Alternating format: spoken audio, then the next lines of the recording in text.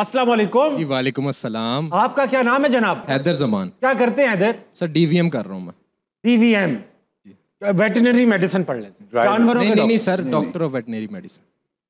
Sir लंबा है ना। मैं तुम्हें ड्राइविंग मोटर व्हीकल है, वो डीएमवी है। जानवर के डॉक्टर बन रहे हैं। अच्छा, जानवर वेटरनेरियन है। अच्छा, छोटे बड़े तमाम जानवरों का काम है आपके सर पास? मैं कहता हूँ रेंगते हुए भी लें, उनको भी कर देंगे सीधा। वाह वाह। तो भाई ऐसा है कि कोई गुस्सा आता है किसी चीज पे आपको? सर गुस्सा तो तब आता है जब लोग काम करवा लेते हैं और पैसे पूरे नहीं देते। हाँ, गुड वन। जानवर ठीक करा लिया, पैसे नहीं दिए? बिल्कुल ऐसी है। बहुत ठीक भाई, ये तो होना चाहिए। दीपक भाई आपसे भी तो करते होंगे लोग? वैसे करते थे लोग, वैसे मेरे ख्याल में हिम्मत नहीं होती अब। अच्छा दीपक भाई, बहुत बड़े बड़े स्टार आते होंगे आपके पास, कपड़े ले गए कि अच्छा मैं बेचता हूँ बेचती हूँ, फिर नहीं भेजे तो how do you get your money back?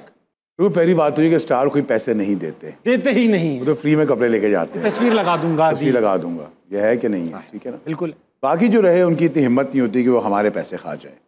ये तो पाकिस्तान में हो ही नहीं सकता। वाह वाह, बड़ी सिंपल सी बात है।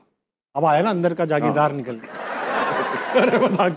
अच्छा भाई साहब, कोई सवाल है आपके पास? जी जी सर, बिल्कुल सर से सवाल है। आपका माशाल्लाह काफ़ी मशहूर फैशन डिज़ाइनर में नाम आता है जी। मैं ये आपसे सवाल करना चाहूँगा कि अगर आप ताबिश भाई के लिए एक यूनिफॉर्म बनाना चाहें इस शो के नाम के मुताबिक, तो आप किस तरह उनको डिज़ाइन करेंगे? इस शो की यूनिफॉर्म मेरे ख्याल में कुछ जुराबे ले जाऊंगा, मैं घर सोचूंगा कि इससे क्या बन सकता है।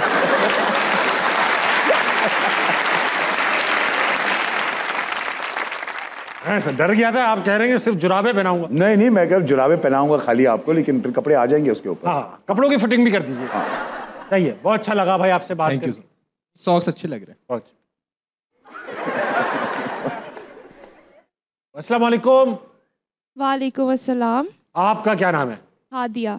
हादिया, आप क्या करती है? मैं ह्यूमन न्यूट्रिशन की स्टूडेंट हूँ। ह्यूमन न्यूट्रिशन की स्टूडेंट? पतला कर सकती है तुम्हें अगर चाहे। पतला मोटा सब कर सकती है? हाँ बिल्कुल, ये होता है ना भाई, आप सभी कर सकते हैं। तो ये बताइए हादिया कि आपके पास गुस्से की क्या वजह रहती है, किस बात पे आता है? मुझे सबसे ज़्यादा गुस्सा तब आता है व्हेन यू नो कि समवन इज़ फेक, बट वो अपने बेनिफिट के लिए आपके साथ आके चिपक रहे हो और मतलब जा भी ना रहे हो, लाइक नहीं उन्होंने अपना मतलब निकालना ही निकाला मच्छर है। मच्छर जैसे के? यस एग्जैक्टली, अपने बेनिफिट के लिए चिपके जो और- की तरह आगे चिपक ही गए हैं, जान ही नहीं छोड़े। ठीक है, मैं समझ, बहुत अच्छी बात। कोई सवाल भी है? जी, मेरा सर से एक क्वेश्चन है कि इफ़ समवन वांट्स के आप उनकी शादी का ड्रेस डिज़ाइन करें, बट उसमें एक कंडीशन है कि वो फ्री ऑफ कॉस्ट हो, तो उसके लिए उसे क्या करना होगा? बेटा पहली बात तो ये कि वो ड्रेस डिज़ाइन करवाने आ रही है तो फ्री ऑफ कॉस्ट वो कैसे आ सकती है? उसको तो अपॉइंटमेंट नहीं दी जाएगी। अब फॉर एग्जाम्पल कोई सबा कमर आ रही है, राइट, सबा कमर तो स्टार है, वो बोरो करेंगी। यही तो पूछ रही, वो क्या करे ऐसा कि वो अच्छा, free करे? नहीं ऑफ कोर्स कोई स्टार अगर आ रही है तो आप उनको ड्रेस देते हैं बिकॉज आपकी उससे पब्लिसिटी जनरेट हो रही है, वो आपके बारे में बातें करेंगी, अच्छी बातें करेंगी, वीडियो बनवाएंगी और फिर सोशल मीडिया पे पोस्ट करेंगी। ठीक, तो वो आपको ऑलरेडी जो उससे एक बेनिफिट चाहिए वो आपको मिल जाएगा। स्टार बनना पड़ेगा हादिया आपको, खिला खिला के आप लोगों को स्टार बने। फ्री में तो कोई नहीं, फ्री में तो कोई किसी को बुखार नहीं देता बेटा। तुम बैठने वो क्या कहते हैं न्यूट्रिशनल, तुम जब अपना वो प्रोग्राम देती हो लोगों को डाइट वाला तो पैसे चार्ज करती हो ना, एग्जैक्टली। तो बात खत्म हो गई फिर। अच्छा तुम पैसे ले रही हो, हम फ्री में दे दें हम भी लेंगे पैसे इंशाल्लाह। लेकिन ये तो सही बात है दीपक भाई कि ये जो एक्सपेक्टेशन होती है लोगों की कि यार हमें डिस्काउंट मिल जाए और हम लोगों से खास तौर पे, फॉर एग्जांपल आपका तो तब भी मटेरियल का काम है, आप कोई बिल्कुल। फिजिकल प्रोडक्ट देते हैं, हम नहीं देते, हम तो मुंह से बोलते हैं। तो हमसे अक्सर लोग जब हम कहते हैं नहीं यार हम इस काम के पैसे लेते हैं, तो वो कहते हैं भाई तेरा जा क्या रहा है जो तू पैसे ले रहा है? इनको कैसे जवाब दिया जाए? देखो ये बात करने की मुझे एक ज़माने में याद है कि मुझे मैं एक ड्रामा कर रहा था, मैं कभी कभी एक्टिंग भी कर लेता हूँ। हाँ। तो मैं एक ड्रामा कर रहा था तो उसे मुझे किसी ने कहा कि जो भाई कर लें रोल, आपको क्या पैसे की ज़रूरत है? मैंने कहा टाइम दे रहा है कोई इंसान, सेट पे बैठा हुआ 12 घंटे, तो वैसे कोई अमीर हो या गरीब हो उसकी बात नहीं होती, टाइम सबका होता है and you should pay for it. बड़ी सिंपल सी बात है। बहुत अच्छी, तो आपका भी टाइम ही है। इसका साउंड ट्रैक जो है वो हदीका कियानी और आतिफ असलम ने भी किया था। गाना था मेरे पास पास। तो मैं एक्चुअली गया था उनके पास, एक मुझे जो उनके हेड है सुल्ताना आपा, उन्होंने मुझे बुलाया था एक कॉस्ट्यूम डिज़ाइन करने के लिए, पीरियड ड्रामा, उमराव जहाँ और सिकंदर आज़म टाइप ड्रामा। तो ड्रामा जब ख़त्म हुआ तो उन्होंने मुझे कहा कि मैंने कहा उनको, मैंने कहा सुल्ताना आपा वेरी सॉरी बट मेरे ख्याल में आप लोग मुझे अफोर्ड नहीं कर सकेंगे, तो मैं आपको एक जूनियर डिज़ाइनर दे देता हूँ because it's not gonna happen. ये कह के मैं वहाँ से मीटिंग से चला गया और बाद में उनकी हेल्प की और जूनियर डिज़ाइनर और वो ड्रामा बन गया।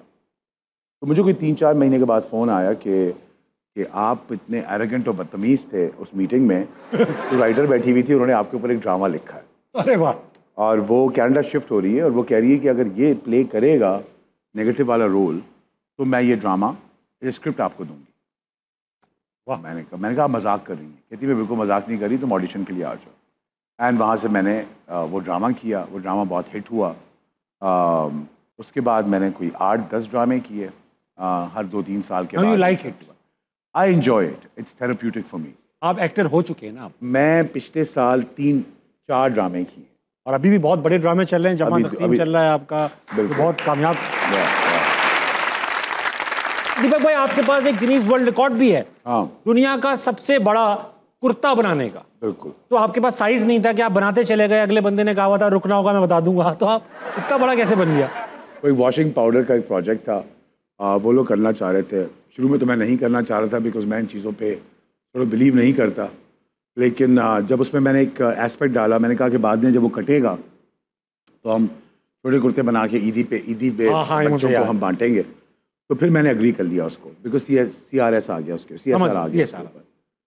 तो वो I think 236 feet by 330 feet का वो कुर्ता था। वो 236 फुट बाय 300, मतलब? हाँ, वो एक क्रेन पे लगाया गया। जी हाँ, देखा है मैंने, नेशनल स्टेडियम कराची में। NCC। और उससे फिर Guinness book of world records वाले आए और उन्होंने उस कुर्ता को लार्जेस्ट कुर्ता। लेकिन उसको गंदा करके धोया भी तो गया था? बाद में धोया गया था। फिर काटा गया था और बाद में उसके कितने कुर्ते बने होंगे? 190 कुर्ते उसके बने। 190 कुर्ते? बिल्कुल। और कोई बात तो शलवार की भी हुई थी, लेकिन वो बनी नहीं। इतने बड़े कुर्ते में शलवार की जरूरत ही क्या? तो मैंने कहा बाद में बिगेस्ट शलवार कर दो तुम लोग, उसका एक और अवार्ड ले लेना। तो वो शलवार में बात ही नहीं आई। ये रहा वो आपका कुर्ता? हाँ, ये। वाह वाह वाह, ये रहा वो कुर्ता भाई। और ये अभी तक रिकॉर्ड है, इससे बड़ा कुर्ता तो कोई और बनाएगा भी नहीं। इसलिए मैं कह रहा हूँ कि शलवार की बारी नहीं आई। शलवार तो बन जाता है, नाड़ा मुश्किल हो जाता है उसका। मैं वही बनाया था। पूरी रिंग रोड डालनी पड़ती है उसके अंदर।